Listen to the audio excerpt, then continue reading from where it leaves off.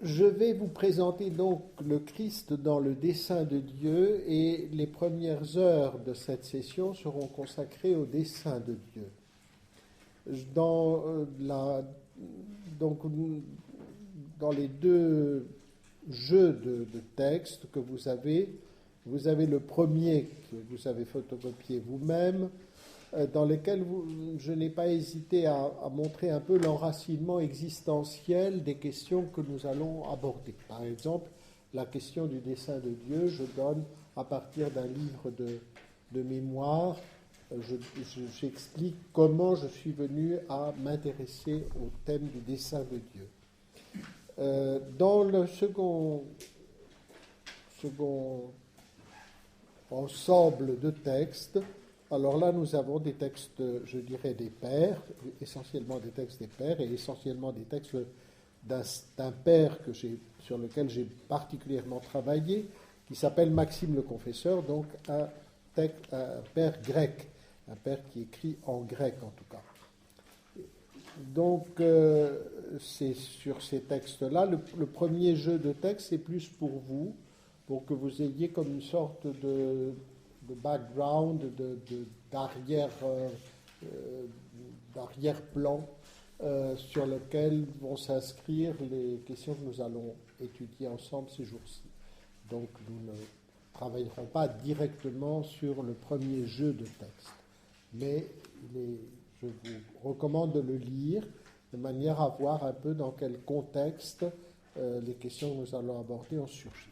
En revanche, le deuxième jeu de texte, celui que vous venez de recevoir, servira, nous l'aurons sous les yeux, et cela permettra que quand je cite un texte des pères, surtout de Maxime le Confesseur, ce ne sont pas toujours des textes faciles, ce sont des textes très denses, très riches, et donc il est nécessaire de les avoir sous les yeux.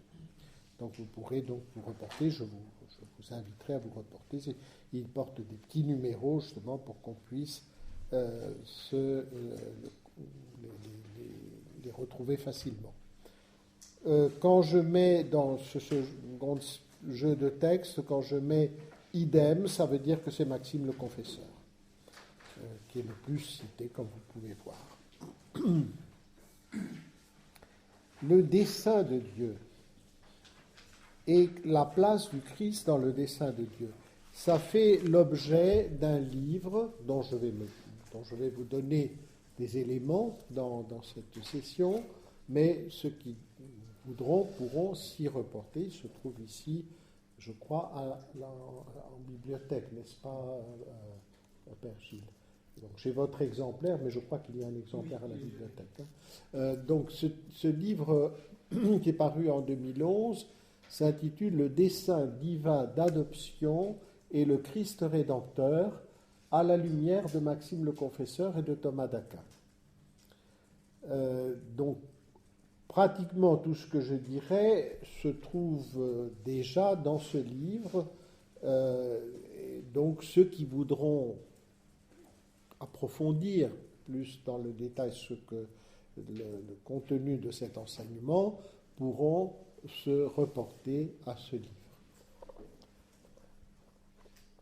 Dans l'introduction de ce livre, je montre que la question de la place du Christ dans le dessein de Dieu s'est posée à partir du moment où il y a eu un tournant que l'on peut caractériser comme un tournant anthropocentrique et christocentrique vers la fin du XIIIe siècle, le début du XIVe, autour d'un grand théologien scolastique, un grand franciscain scolastique, Duns Scott. C'est lui qui a opéré ce tournant. Jusque-là, la tradition des pères, et y compris les grands docteurs du XIIIe siècle, c'est-à-dire Saint Bonaventure, Saint Albert le Grand, Saint Bonaventure, Saint Thomas d'Aquin, sont tous dans la ligne des pères et dans la ligne de l'écriture, d'une certaine manière, dans la ligne aussi du credo, pour nous les hommes et pour notre salut, il descendit du ciel, et considère que le motif de l'incarnation, c'est notre salut. Credo de Nicée-Constantinople, pour nous les hommes et pour notre salut, il descendit du ciel. Sans se poser la question d'un possible, d'un pur possible, qui aurait été, est-ce que le Christ se serait incarné si l'homme n'avait pas péché? Ça, ce type de problématique, elle est beaucoup plus typique du nominalisme qui apparaît justement avec Duns Scotus dans ce tournant du XIIIe au XIVe siècle, où on se pose déjà cette question. Mais on la voit déjà se poser dans la Somme théologique, dans la première question de la Somme, sur les raisons de l'incarnation. On voit déjà qu'elle se posait au temps de saint Thomas, puisque saint Thomas se la pose en question, donc ça veut dire qu'on se la posait autour de lui. Mais allez, saint Thomas répond encore, comme répondent aussi les autres docteurs. Vous voyez que sur ce point, il n'y a pas du tout de différence entre saint Bonaventure et saint Thomas, qui sont contemporains, l'un est franciscain, l'autre est dominicain. Donc, on dit souvent, cette option, c'est l'option thomiste. Non, ce n'est pas l'option thomiste. C'est une option qui est cette réponse sur le motif de l'incarnation, c'est-à-dire le Christ est incarné comme rédempteur, comme sauveur. Ce n'est pas du tout une originalité, une particularité de saint Thomas. C'est ce que tout le monde dit jusqu'au XIIIe siècle inclus. Mais ce qu'on ne va plus dire à partir du XIVe, et cela d'une manière... alors c'est effectivement comme ça que l'école thomiste reste un peu seule à tenir cette position traditionnelle jusqu'au XIIIe siècle, alors que toute l'école franciscaine passe au nominalisme. Vous voyez, quand on dit école franciscaine, faire attention, parce qu'il y a l'école franciscaine d'avant Duns Scotus, c'est Bonaventure, et qu'elle n'est pas toujours pareille que l'école franciscaine après. Et sur cette question, elle est différente. Elle est différente. Et le tournant, il est scotiste et il est nominaliste. Mais le nominalisme va avoir pignon sur rue jusqu'à la Réforme. C'est la Réforme qui, en fait, va provoquer la grande crise du nominalisme et va obliger, d'une certaine manière, va remettre en scène, si j'ose dire, saint Thomas, qui était tenu par une école dominicaine, parfois d'ailleurs elle-même assez influencée par le courant nominaliste. En particulier, même sur cette question, il y a eu des dérives, même à l'intérieur de l'école dominicaine thomiste. Et ça sera le XVIe siècle, autour du Concile de Trente, qui verra de nouveau un recentrage christologique, mais surtout évidemment sacramentaire, au moment de la Réforme. Parce que dans la Réforme, comme un très grand théologien qui venait lui-même du protestantisme l'a dit, je pense au père Louis Bouillet, dont vous avez certainement entendu parler, qui est un grand nom de la théologie française qui a précédé le Concile. Père Louis Bouillet disait, dans la Réforme, il y avait des revendications évangéliques qui étaient excellentes, qui étaient au fond portées par tout le monde, auquel d'ailleurs le Concile de Trente a pour une part fait droit, et ensuite, après le Concile de Trente, on a fait droit, et d'une certaine manière, le Concile Vatican II a été jusqu'au bout de faire droit aux revendications tout à fait légitimes de la Réforme, qui étaient des revendications pastorales, liturgiques, etc. En revanche, ce qui a tout perverti, en fait, c'est le nominalisme, c'est-à-dire le fait que rédigées en clé nominaliste, ces revendications, en particulier en matière sacramentaire, se sont avérées désastreuses, puisqu'elles ont vidé, d'une certaine manière, la sacramentalité de ses fondements. Et nous le verrons, c'est très lié aussi à la christologie. Donc, parce que c'est toute la dimension de la causalité seconde, de la médiation, de l'instrumentalité du Christ, etc., qui s'est trouvée comme vidée de son contenu. Si vous voulez. Du coup, à ce moment-là, c'est bien pour cela qu'on a vu, chose étonnante, au Concile de Trente, l'intronisation de la somme théologique, la somme de saint Thomas, au concile. Elle était intronisée. Alors que ça peut même sembler choquant, parce que on intronise la parole de Dieu. En Vatican II, c'était la Bible qui était intronisée concile. Mais là, on a intronisé la somme. Pourquoi? Parce que dans la somme, néanmoins, il y avait ça. Il y avait cette instrumentalité du Christ comme fondant l'instrumentalité des sacrements, qui était la question cruciale à laquelle était affronté le concile de Trente. Parce que c'était vidé par les protestants, en fait, pas tellement, disons, les revendications qu'ils avaient étaient légitimes, elles venaient d'un courant évangélique, de purification de l'Église, qui était tout à fait nécessaire, de désir de réforme de l'Église, qui était tout à fait nécessaire, mais qui s'est fait au détriment des fondements même, comme, selon une expression qui est devenue célèbre, on a jeté le bébé avec l'eau du bain.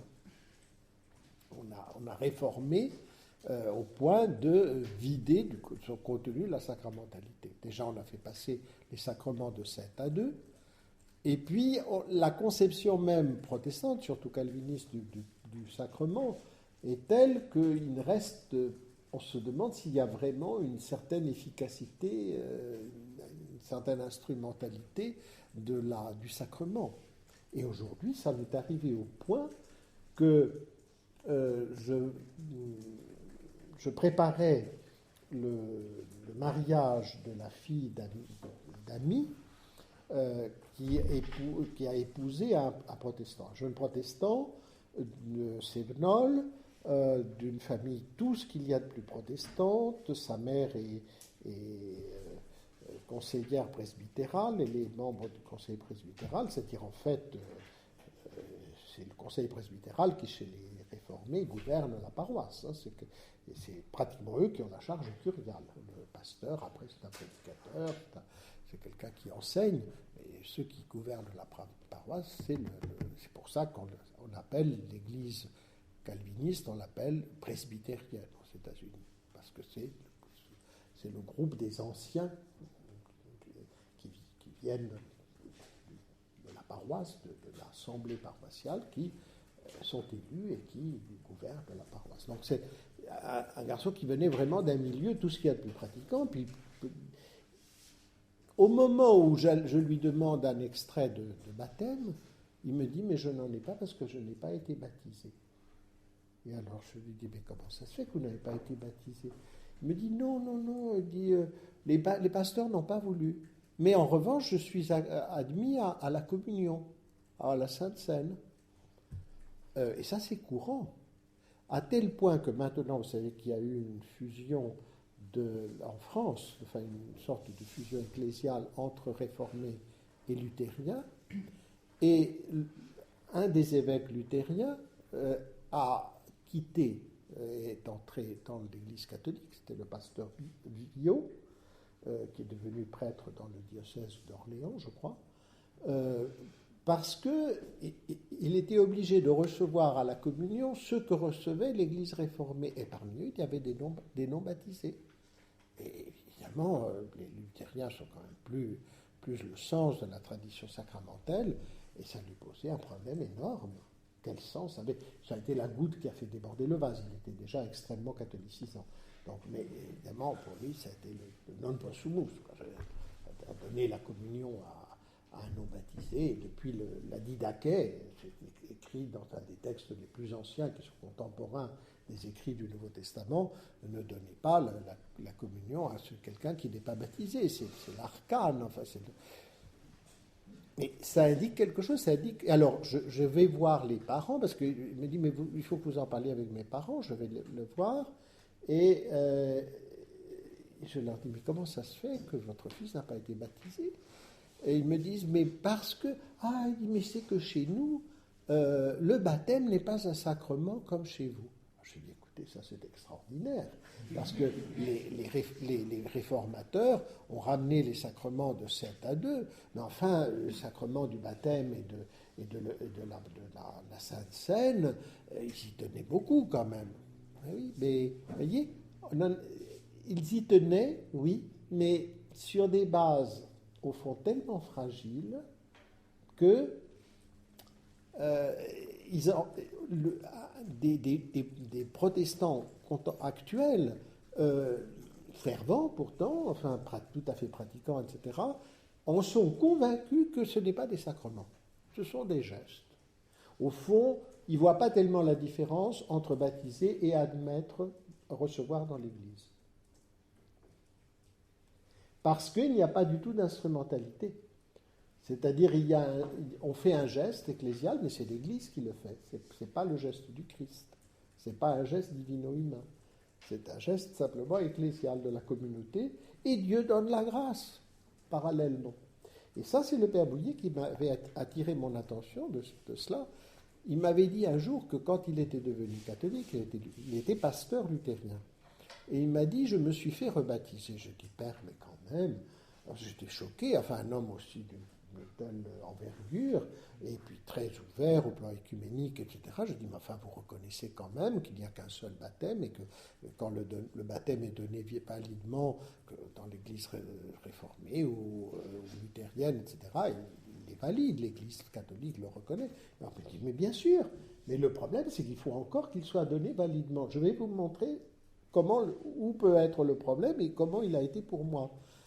Il m'a dit, j'ai été comme jeune vicaire pasteur, j'ai accompagné un pasteur à Strasbourg qui était celui qui m'avait baptisé moi-même. J'étais jeune pasteur et je trouvais que ce pasteur, plus âgé, était celui qui m'avait baptisé. Et il baptisait ce jour-là un bébé qui était très enrhumé. Alors, il a versé de l'eau en disant les paroles « Je te baptise au nom du Père et du Fils et du Saint-Esprit », soigneusement à côté de la tête de l'enfant, pour que l'enfant ne risque pas de s'enrhumer. Alors, j'ai cru qu'il était vieux et qu'il ne voyait pas très bien exactement où il versait l'eau, ben ça peut arriver. Et en arrivant à la sacristie, j'ai dit, Monsieur le pasteur, est-ce que vous vous êtes rendu compte que l'eau n'a pas touché la tête de l'enfant? Il me dit, mais bien sûr, je l'ai fait exprès, pour qu'il ne s'enrhume pas. J'ai dit, mais il n'a pas été baptisé. Je lui dis, il n'a pas été baptisé. Il me dit, mon cher ami, mais vous n'êtes pas encore là. Vous n'êtes pas dans la magie des catholiques de croire qu'il faut que l'eau touche l'enfant pour qu'il soit baptisé.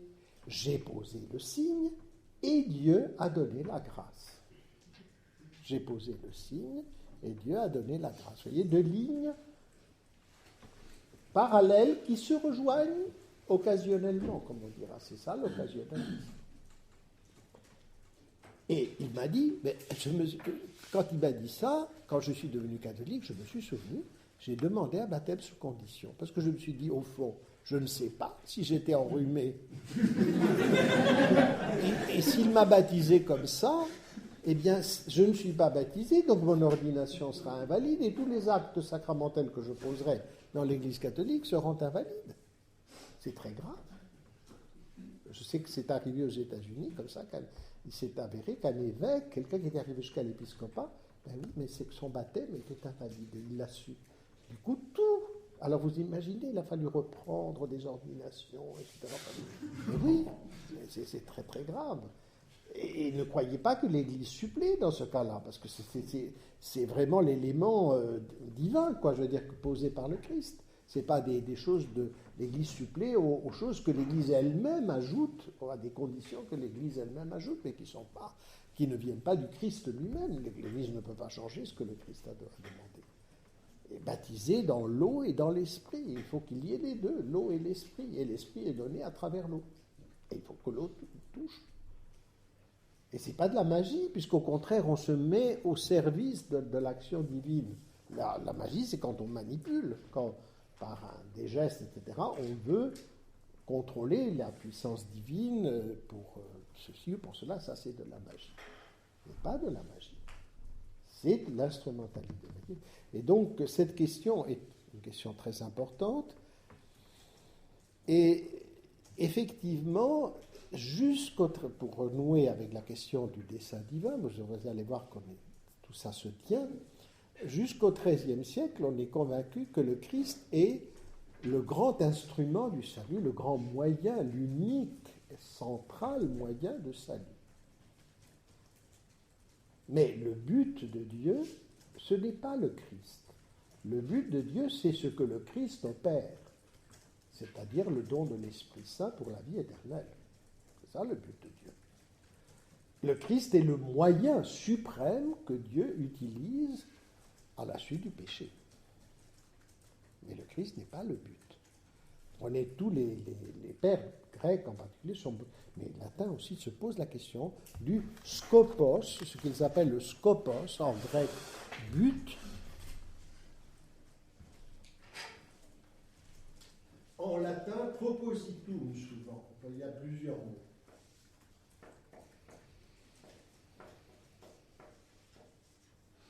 Skopos. Vous trouvez ça par exemple chez Grégoire de Nice, si vous lisez les écrits ascétiques de Grégoire de Nice, dans le De Instituto Christiano, dans le De Perfectione Christiana, vous trouvez ça. Quel est le but divin? Le but divin, c'est la divinisation, c'est de faire de nous des enfants de Dieu, c'est l'adoption filiale. Ce n'est pas le Christ. Le Christ est le moyen de cela. Avec Duns Scotus, on bascule, et c'est le Christ lui-même qui devient le but. Il n'est plus un moyen. Le père Bouillet a des pages sévères sur ce tournant. Vous pourrez lire dans son livre Le Fils éternel, à la page 473, ce qu'il appelle les paralogismes de la théorie scotiste. Quel est le tournant? C'est que Duns Scotus ne considère plus le Christ comme le sauveur qui nous conduit vers le but divin. Ce but, il a été perdu en Adam par la perte de la grâce, l'adoption filiale, car Adam, il était fils de Dieu dans la grâce, il a été créé en grâce. Ce n'était pas une grâce christique, c'était une grâce comme celle des anges, c'était une grâce qu'il assimilait au Fils, ça c'est sûr. C'était une grâce d'adoption filiale. Il n'y a pas de grâce sanctifiante qui ne soit une grâce d'adoption filiale. Elle nous configure toujours au Fils éternel, mais pas forcément par le moyen du Christ. Les anges n'ont pas été faits fils de Dieu par le Christ. C'est antérieur, évidemment, à l'incarnation, et le Christ ne s'est pas angélisé pour sauver les anges pécheurs, qui étaient de toute façon, c'était damné par une obstination définitive. Donc il y a une adoption filiale chez les anges et chez Adam. Vous voyez la généalogie de Luc qui remonte jusqu'à Adam, fils de Dieu. Et les anges sont appelés fils dans des quantités de psaumes, dans le livre de Job, dans beaucoup de... Quand vous voyez des fils de Dieu dans l'Ancien Testament, c'est les anges. Et subséquemment Israël, qui commence à entrer dans une adoption filiale, mais qui est déjà en vue du Christ, puisqu'à partir du péché d'Adam, il ne peut pas y avoir d'adoption filiale d'autre que celle qui vient du Christ, rétrospectivement, si vous voulez, par anticipation, mais c'est déjà bien sûr en fonction du Christ. Il y a une centralité absolue du Christ dans l'ordre de la rédemption. Mais il n'y a pas forcément une centralité absolue du Christ, il y a une centralité du Fils, ça c'est sûr, mais pas forcément une centralité du Christ dans l'ordre des saints créateurs. Sauf si on se dit Dieu sait tout, bien sûr, et en créant, il voit tous les moments du temps au présent de son éternité, donc il voit le péché d'Adam, et donc il voit aussi le Christ, etc. Et c'est ce qu'on a chez saint Paul. Nous avons été adoptés dans le Christ, parce que Dieu voit tout. Donc c'est un acte divin dans lequel toute la réponse, la non-réponse, les économies successives du dessein de Dieu pour les hommes sont incluses. D'où ce double sens que nous avons d'économie chez les pères, qu'on voit déjà chez Irénée, à la fois au singulier, une économie divine parce qu'il n'y a qu'un unique dessein, avec un unique but, scopos, que les latins appellent souvent propositum. Qu'est-ce que Dieu se propose?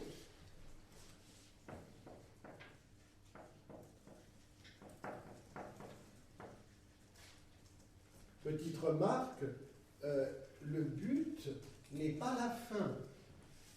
Dieu n'a d'autre fin que lui-même, que sa propre bonté. Après, la manière dont il communique sa bonté, d'abord, il n'est pas obligé de créer. S'il n'avait pas créé, il aurait été aussi bienheureux que s'il avait créé. Je veux dire qu'il n'y a pas de dialectique de l'être divin qui fait qu'il aurait besoin de créer pour être Dieu. Non, pas du tout. C'est par pur. C'est là où vous voyez que la transcendance de l'être divin, ipsum esse subsistens, je suis celui qui suis, est la clé de l'agapé. Il ne peut pas y avoir d'agapé, d'un amour totalement gratuit, que celui d'un être qui a la céité divine. C'est-à-dire qu'il n'a absolument pas besoin de la créature. Sinon, ce n'est pas un amour totalement gratuit. Sinon, on entre dans un Dieu qui a besoin du monde pour se réaliser. Ce évidemment, depuis Hegel, est devenu très parlant dans la sensibilité, dans l'imaginaire de notre culture. Mais ça ne tient pas debout. Ça ne tient pas debout. Je veux dire, c'est plus l'agapé, c'est un éros. C'est un éros, c'est une forme d'éros. Nous ne connaissons jamais l'agapé à l'état pur. Parce que nous sommes des créatures. Ça a été la grande erreur spirituelle de Madame Guyon et de Fénelon à la fin du XVIIe siècle en France, que de penser que la créature pouvait avoir un amour totalement pur et désintéressé. Non. Alors, ce que nous appelons charité dans le cas de l'homme, c'est quand l'élément oblatif et altruiste finalise. Alors, mais il y a toujours, il assume une part de réalisation de la créature. C'est la béatitude, le désir de béatitude, j'ai besoin d'être heureux. La fille qui devient missionnaire de la charité part dans un mouroir de Calcutta. Dans cette oblation qu'elle fait d'elle-même, elle trouve son bonheur. Et heureusement, elle a besoin de ça. Mais là où apparaît la charité, c'est qu'elle ne trouve pas son bonheur dans n'importe quoi. Elle le trouve, son bonheur, en rendant les autres heureux, en les soignant, tout ça. Et elle trouve là son bonheur, mais elle se réalise. Dieu n'a pas il est béatitude, il n'a pas besoin de trouver sa béatitude d'une manière ou d'une autre. Voyez. Donc, c'est pour ça que le but, pour Dieu, le but est libre. Un but, c'est quelque chose que je détermine moi-même. Il n'est finalisé que par sa propre bonté et par sa propre vérité. Ce qui fait que, par exemple, Dieu ne fera pas du contradictoire. Non pas parce que ça limiterait sa puissance, mais parce que c'est une puissance monstrueuse et aberrante. Dieu peut faire un monde dans lequel il n'y ait que des cercles ou un monde où il n'y ait que des carrés, mais il ne fera jamais un monde où les cercles seront carrés. Le contradictoire dans les termes n'a strictement aucun sens. C'est une imperfection, ce n'est pas du tout une perfection. Donc il est tenu par sa bonté, c'est-à-dire par sa propre perfection, qui inclut la vérité.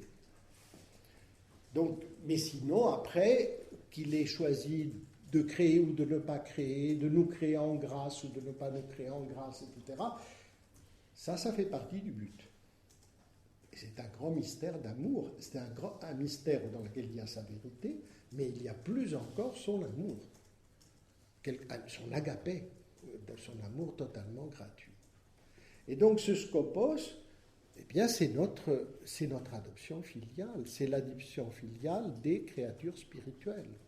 Les anges, les hommes, nous ne savons pas, peut-être d'autres créatures spirituelles dans le cosmos, on ne peut pas l'exclure d'office. Il y a une paternité de Dieu, une paternité adoptive sur les créatures spirituelles. Les créatures matérielles, elles, ne sont pas ordonnées à Dieu lui-même, elles sont ordonnées aux créatures spirituelles. Et surtout à ces créatures spirituelles que nous sommes, qui sommes à la frontière du spirituel et du corporel, du matériel. Nous avons besoin du cosmos, même pour advenir à l'être, à travers notre corps. Donc, voilà le skopos. Et ce scopos, c'est l'adoption filiale. Une adoption filiale donc qui nous configure à celui qui dans la Trinité est le Fils éternel, le Fils unique. Vous remarquerez que Jésus ne dit jamais notre Père. Il dit mon Père et votre Père. Mon Père et votre Père. Il est le Fils unique, d'où nous sommes des fils adoptifs, dans le Fils. Donc, configurer toutes, que ce soit les anges, Adam et nous autres, nous sommes tous configurés au Fils.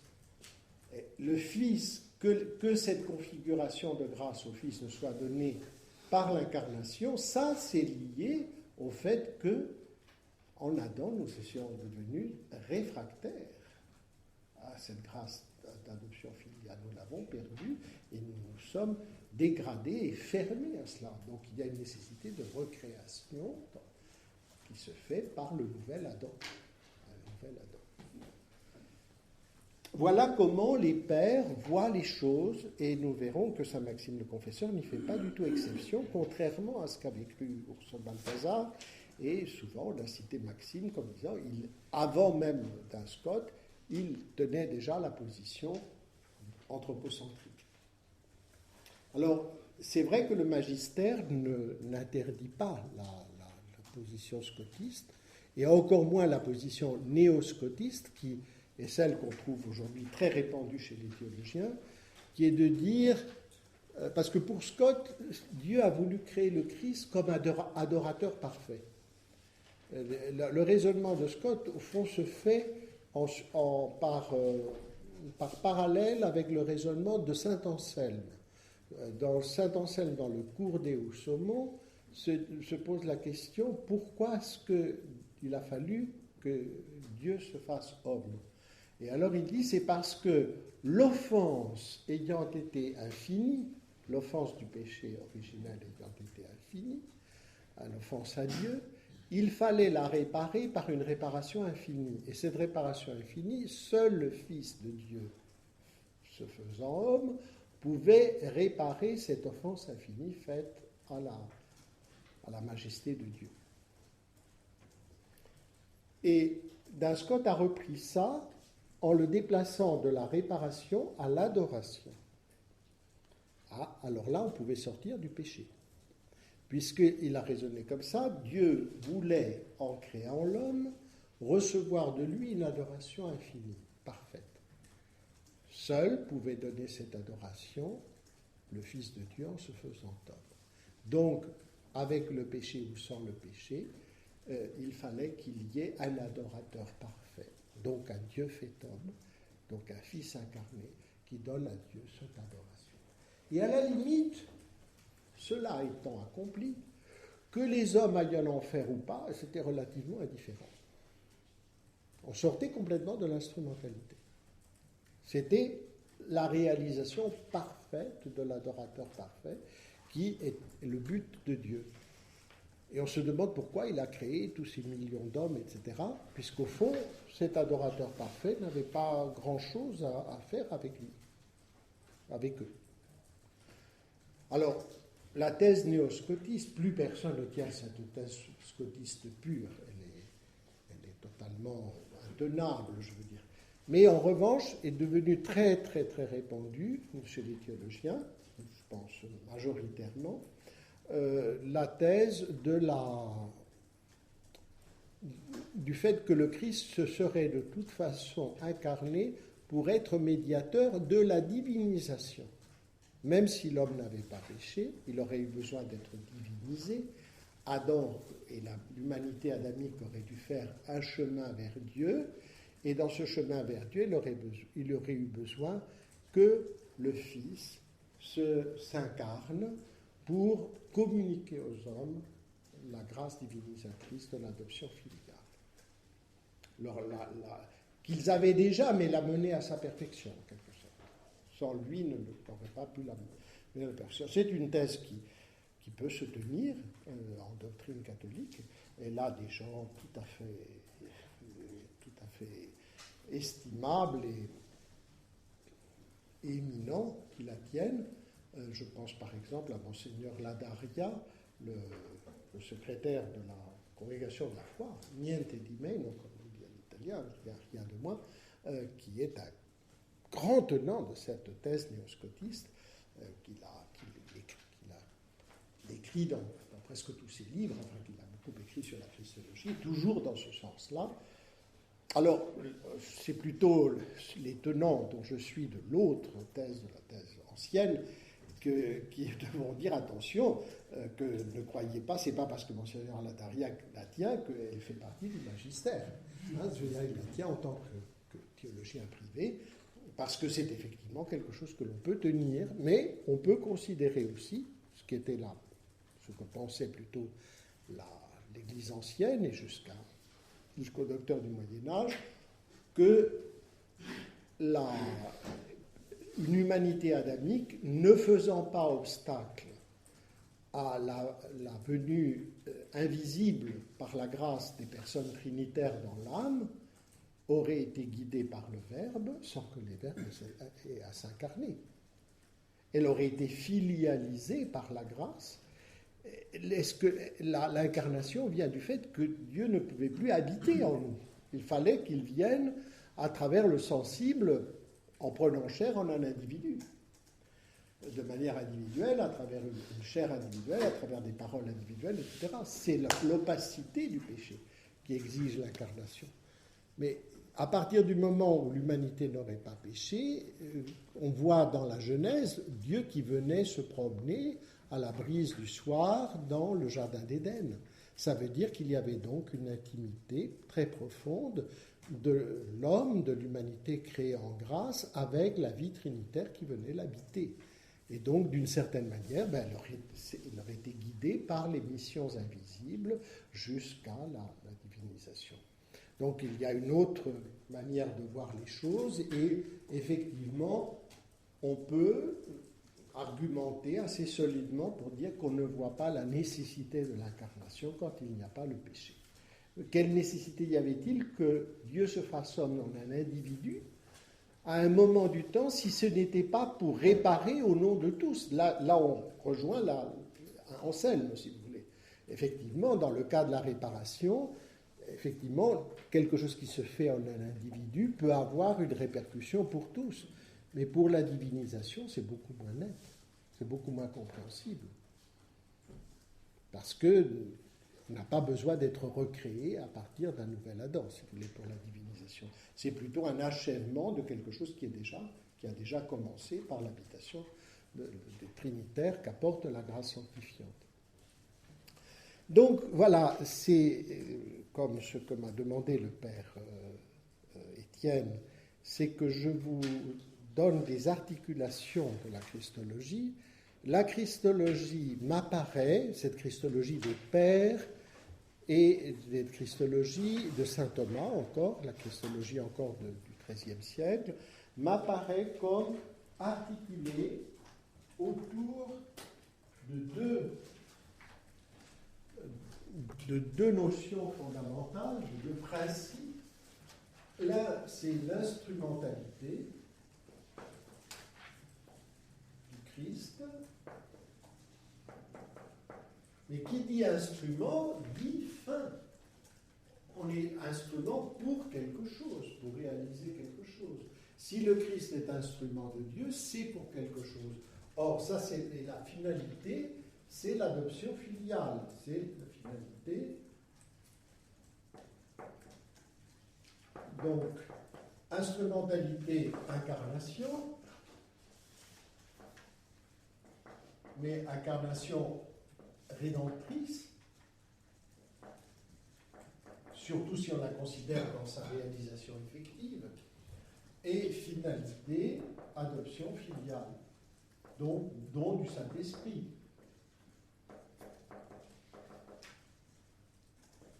Grâce sanctifiante,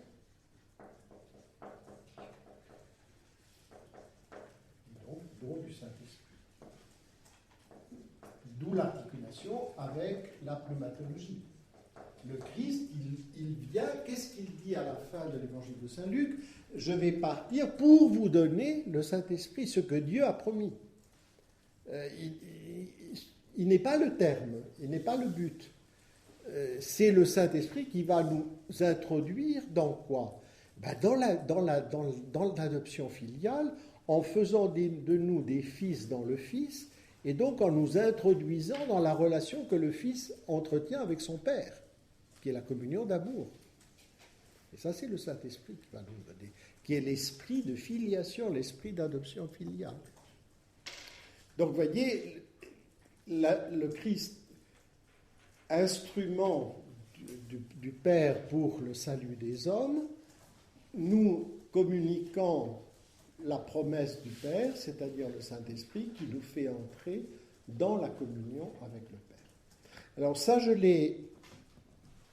c'est à l'articulation de deux de mes livres, donc l'un d'eux, je vous l'ai présenté, c'est le dessein divin d'adoption et le Christ rédempteur, et l'autre, c'est un livre qui s'intitule « Le Saint-Esprit, sceau de la Trinité », sceau S-C-E-A-U, sceau de la Trinité, c'est-à-dire où j'étudie le Saint-Esprit dans la Trinité, dans son origine, la question du filioque, etc., l'articulation trinitaire entre le Fils et le Saint-Esprit, mais aussi dans la seconde partie du livre, j'étudie l'économie du Saint-Esprit dans toute la vie de l'Église, dans le magistère, dans le ministère sacerdotal, dans les sacrements, dans tout cela. Parce qu'il y a toute une lecture pneumatologique. Dès que nous nous posons la question de la fin, dans les médiations divines, excusez-moi, vous me ferez faire attention pour vous me préviendrez pour la pause. Dès que nous nous posons la question de la fin, nous voyons l'articulation entre instrumentalité et finalité. Un instrument n'existe jamais pour lui-même. Il n'y a rien de pire que de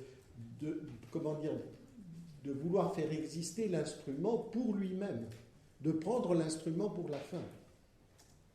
Et c'est très important dans la vie de l'Église. Parce que si vous faites de l'instrumentalité la fin, eh bien, c'est la hiérarchie des ministères qui est la fin de l'Église.